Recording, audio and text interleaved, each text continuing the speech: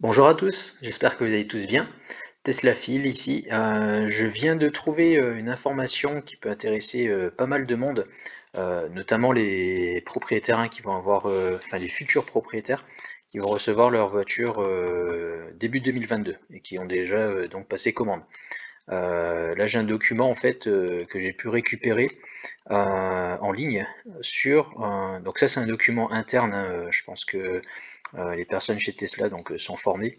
Et donc on voit ici que c'est un document officiel mais interne à Tesla. Et donc ici on a les diverses nouveautés qui vont arriver sur le modèle 3 ainsi que sur les modèles Y. Voilà, donc juste faire un petit zoom. Donc bon, tout est en anglais pour ceux qui savent lire, tant mieux, et sinon je vais expliquer un petit peu. Donc, qu'est-ce qu'il y a comme nouveauté sur ce modèle 2022 de la modèle 3 et des modèles Y? Donc le premier, on le sait tous, on va avoir donc un nouveau processeur qui va arriver. Normalement, alors moi j'ai déjà eu des confirmations et on l'a vu sur divers groupes, hein, sur Facebook, des personnes qui ont confirmation, donc qui vont avoir le processeur AMD qui va remplacer donc l'Intel Atom. Et donc ça c'est une bonne nouvelle parce qu'on va avoir plus de fluidité. Je vais pas m'éterniser dessus, mais je pense que ça c'est vraiment le gros point fort de cette modèle 3 et modèle Y 2022. Deuxième nouveauté, c'est celui-ci, donc Heated Wiper Bar. Qu'est-ce que c'est? C'est la possibilité en fait d'avoir le dégivrage au niveau des essuie-glaces. Donc c'est pas les essuie-glaces qui en sont équipés, ça sera au niveau, je pense, de la vitre. Donc en fait, au même titre que le dégivrage qu'on a sur les vitres arrière, enfin comment dire, ouais, sur la vitre arrière de la voiture, là en fait on a quelques résistances qui seront placées au niveau des essuie-glaces et qui permettront donc de dégivrer cette partie-là de manière à pas abîmer en fait les essuie-glaces. Voilà. Ensuite, on a la batterie, donc la nouvelle batterie qui remplace l'ancienne qui était en plomb. Donc là, c'est une batterie lithium-ion. Donc ici, il le note simplement que ça ne va pas impacter l'expérience client. Par contre, elle est plus légère et elle va être plus facile à remplacer. Voilà. Donc il y a pas de gros changements, simplement, ça sera plus léger. Ensuite, concernant le nombre d'enceintes, il va y avoir un changement en fait parce qu'ils vont retirer une enceinte. L'enceinte qui se trouve, l'enceinte centrale en fait qui se trouve juste au niveau du pare-brise. Et donc ici ils expliquent que ça va réduire la complexité et ça va réduire aussi la redondance parce qu'a priori elle apportait pas grand-chose. Donc est-ce que c'est un bon moyen pour Tesla d'économiser un petit peu d'argent? Bon, je ne sais pas. En tout cas, sur les modèles premium, du coup, il va y avoir une enceinte en moins. Voilà. Et enfin, pour les modèles Y, il va y avoir en fait un petit changement, au moins sur la première moitié de l'année, parce qu'en fait, avec la nouvelle batterie lithium-ion, ils vont devoir installer en fait une nouvelle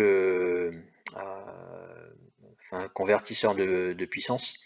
Et donc pour que ce soit compatible avec cette nouvelle batterie dont on parlait ici. Et donc cet adaptateur en fait sera disponible à partir de mi-2022. Et donc il y aura un rétrofit pour ces voitures-là, donc les modèles Y. Voilà, donc il note simplement que tout ce qui est feu et feu stop ne seront pas impactés par ce changement. Donc les futurs propriétaires qui ont commandé donc l'attelage n'auront pas cet accessoire au démarrage, mais il y aura un rétrofit donc qui est prévu. Donc jusque-là, pas de soucis.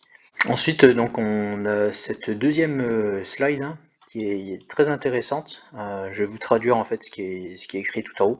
Donc nous avons fait plusieurs améliorations sur la modèle 3 et la modèle Y, qui sont principalement donc sur l'écran, donc l'ordinateur, et la nouvelle batterie donc basse tension. Donc ces changements vont être répercuté donc aussi bien à Fremont qu'à Shanghai. Donc ici on ne parle pas de Gigafactory de Texas ni celle de Berlin. Et donc ça va être mis en place en fait dans les nouvelles régions sur un roulement donc jusqu'à ce que ça implique donc 100% des véhicules. Et donc ça c'est prévu pour au plus tard jusque donc deuxième trimestre 2022. Donc qu'est-ce que ça veut dire? Ça veut dire que les tout premiers modèles 2022 qui vont être livrés là sur février ne seront pas forcément tous équipés de ces nouveautés. Certains ne l'auront pas. On a vu sur certains forums et sur des groupes Facebook qu'on a eu des confirmations. Donc moi j'ai un abonné qui m'a confirmé que son Tesla Advisor lui avait dit que ça allait être bon et que lui il l'aurait. Mais donc si on regarde d'un point de vue mondial, il se peut que certains pays n'en soient pas équipés ou que soient équipés partiellement. Voilà. Donc ici simplement ils ont refait un point sur les nouveautés. Donc ça c'était le modèle 2021 et ici on voit donc le modèle 2022. Donc on a bien en nouveauté donc le processeur AMD à la place de l'Intel. On a ici la nouvelle batterie en lithium-ion à la place de la batterie plomb. Ici on a les essuie-glaces chauffants qu'on n'avait pas là. Et puis ici donc la modification pour le son premium sur les modèles LR et les modèles performance, où on va passer de 14 à 13 enceintes et toujours un subwoofer. Enfin, j'espère qu'il n'y aura pas une diminution de la qualité sonore. A priori, c'est ce qu'ils disent. Et donc sur la modèle Y, tout est pareil, sauf ce que j'ai dit tout à l'heure. Donc l'attelage, il y aura une fonction donc qui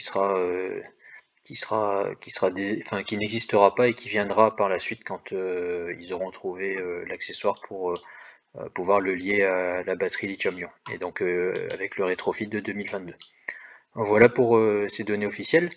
Moi j'ai une question que je me pose, c'est concernant le verre feuilleté qui était annoncé sur les vitres arrière, et donc ici il n'en parle pas. Donc certaines personnes ont eu la confirmation comme quoi leur voiture allait en être équipée, mais c'est pas noté ici. Donc on verra bien sur les premières livraisons là qui vont arriver d'ici 1 à 2 semaines, je pense, si c'est bien le cas ou pas. Voilà. N'hésitez pas à me mettre en commentaire si vous avez d'autres informations à ce sujet-là. Ça, c'est des informations qui sont donc en interne chez Tesla. Donc je pense que bon, elles sont plus ou moins justes, à moins qu'ils fassent des changements de dernière minute.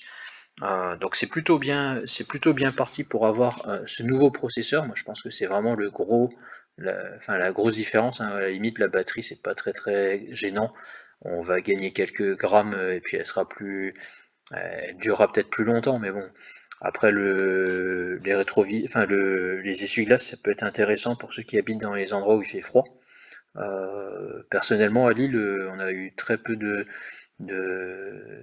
température négative hein, cette année, et bon même quand il fait -5 on n'a pas encore tant de soucis que ça avec les essuie-glaces. Donc bon c'est bien que ça existe, mais moi j'aurais préféré avoir un son premium sur une modèle 3 propulsion. Voilà. Je vous souhaite une bonne journée à tous et puis je vous dis à bientôt. Au revoir.